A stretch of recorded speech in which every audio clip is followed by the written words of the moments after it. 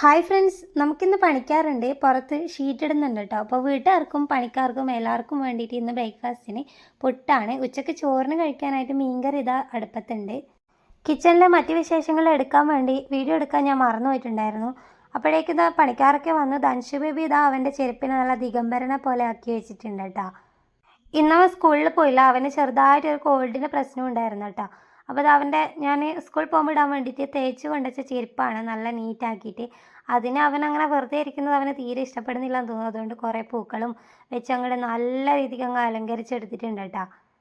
എനിക്കത് കണ്ടപ്പം കുതിരവട്ടം പപ്പു നമ്മുടെ മഞ്ചത്തെ താഴി ചെമ്പരത്തിപ്പൂവൊക്കെ വെച്ചിരിക്കുന്ന ഒരു സീനില്ലേ, അതാണ് എനിക്ക് പെട്ടെന്ന് ഓർമ്മ വന്നത്. അത് നമ്മുടെ പണിക്കാരെയും കാണിക്കുന്ന കേട്ടോ.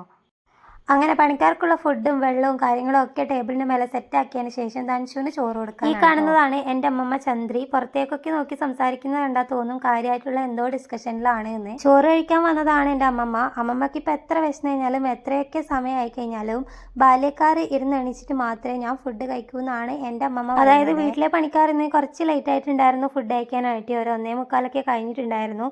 അവർക്ക് എന്തോ കണക്കും കാര്യങ്ങളൊക്കെ ശരിയാക്കുവാണ് അവിടെ നിന്ന് ഇരുന്നിട്ട്. അപ്പോൾ അമ്മമ്മ ഫുഡ് കഴിച്ചു, ഞാൻ വിളമ്പി തരാമെന്ന് അമ്മമ്മയോട് പറഞ്ഞപ്പം അവർ കഴിക്കട്ടെ മോളെ, എന്നിട്ടാകുമ്പോൾ ഞാൻ ഇരുന്നോളാന്ന് തന്നെ പറഞ്ഞുകൊണ്ടിരിക്കുകയാണ് കേട്ടോ.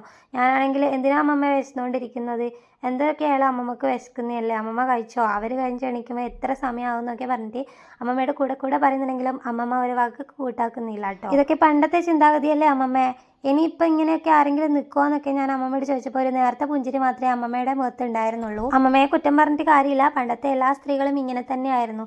അതായത് ആണുങ്ങന്മാരുടെ A to Z കാര്യങ്ങളും പെണ്ണുങ്ങൾ ചെയ്യണം എന്നുള്ള ഒരു കാലഘട്ടത്തിലാണ് അമ്മമ്മ വരുന്നത്. അതുപോലെ തന്നെ അവർ കഴിച്ചാൽ മാത്രമേ ഫുഡ് കഴിക്കാനിരിക്കാത്തൂ. അതേപോലെ അവർ കഴിച്ച പാത്രം അവർ കഴുകേണ്ടതില്ല, പെണ്ണുങ്ങളാണ് കഴുകേണ്ടത്. ഇങ്ങനെയൊക്കെ ഉള്ള ഒരു പ്രത്യേക ചിന്താഗതിയാണല്ലോ പണ്ടത്തെ ആൾക്കാർക്ക്. പക്ഷേ ഈ ചിന്താഗതികളോടൊന്നും ഒത്തുപോകാൻ പറ്റാത്തവരാണ് നമ്മൾ ഇന്നത്തെ കാലഘട്ടത്തിലുള്ളവർ. അതുകൊണ്ട് അമ്മമ്മ അവിടെ വിശന്നിരിക്കുക, എനിക്ക് വിശന്നിരിക്കാൻ പറ്റൂല എന്ന് പറഞ്ഞിട്ട് ഞാനിതാ ധൻഷുവിൻ്റെ പ്ലേറ്റിൽ തന്നെ ചോറെടുത്ത് കുറച്ച് കഴിക്കുകയാണ് കേട്ടോ.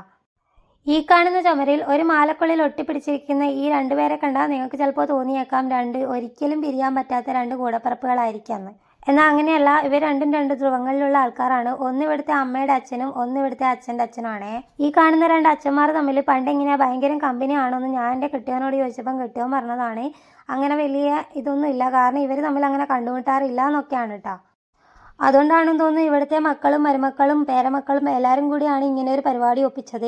ഇവർ രണ്ടാളും ഇവിടെയെങ്കിലും ഒന്നിച്ചിരിക്കട്ടെ എന്ന് അവർ ഓർത്ത് കാണും. എന്നാലും അതിലൊരു പറ്റിത്തരം ഇല്ലെന്ന് ഞാൻ കൂടെ ചോദിക്കാറുണ്ട്. കാരണം വേറൊന്നല്ല, ഒരു മാലയ്ക്ക് രണ്ട് ആത്മാക്കളെയാണ് കൂട്ടിയിട്ട്. ഈ ചെറിയ ഫോട്ടോയിൽ ഇരിക്കുന്നതാണ് ഇവിടുത്തെ അമ്മയുടെ അച്ഛൻ. ഈ അച്ചാച്ചനെ കാണാനുള്ള ഭാഗ്യം എനിക്ക് കിട്ടിയില്ലെങ്കിലും ഇപ്പുറത്തിരിക്കുന്ന അച്ചാച്ചൻ എൻ്റെ വീട്ടിൻ്റെ തൊട്ട് താഴെ ആയതുകൊണ്ട് തന്നെ മിക്കപ്പോഴും കാണാറുണ്ട്. മിക്കപ്പോഴും കാണുന്നത് മാത്രമല്ല, കാണുമ്പോഴൊക്കെയും പണ്ട് പാർട്ടി പ്രവർത്തനവും അതുപോലെ പണ്ട് ജയിലിൽ കിടന്നതൊക്കെയാണ് പറയുക. ഈ കഥ തന്നെ ഒരു 100 തവണയെങ്കിലും അച്ചാച്ചൻ എന്നോട് പറഞ്ഞിട്ടുണ്ടാവും. പിന്നെ അവരുടെ ഒരു സന്തോഷമല്ലേ എന്ന് കരുതി കേട്ടിരിക്കുകയാണ് കേട്ടോ. ഇത്രയും വലിയ പാർട്ടി പ്രവർത്തനം ആയതുകൊണ്ട് തന്നെ അച്ചാച്ചൻ്റെ മനസ്സിൽ ഇപ്പോൾ ഉണ്ടാകുന്നത് തീർച്ചയായും എനിക്കൊരു മാല പോലും നിങ്ങൾക്ക് തരാൻ പറ്റുന്നില്ലല്ലോ എന്നാണ്.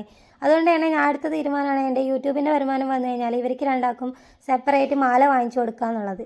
എന്തൊക്കെ പറഞ്ഞാലും അച്ചാച്ചനെ ഭയങ്കര മിസ് ചെയ്യാം കേട്ടോ ചില സമയം. എന്നാൽ പിന്നെ ആ കഥയൊക്കെ അവിടെ നിൽക്കട്ടെ, എനിക്കിപ്പോൾ വേറെ പണികളുണ്ട് കേട്ടോ. കുറേ അധികം അടിച്ചു വാരണം, അങ്ങനെയൊക്കെ കുറച്ച് പരിപാടികളുണ്ട്.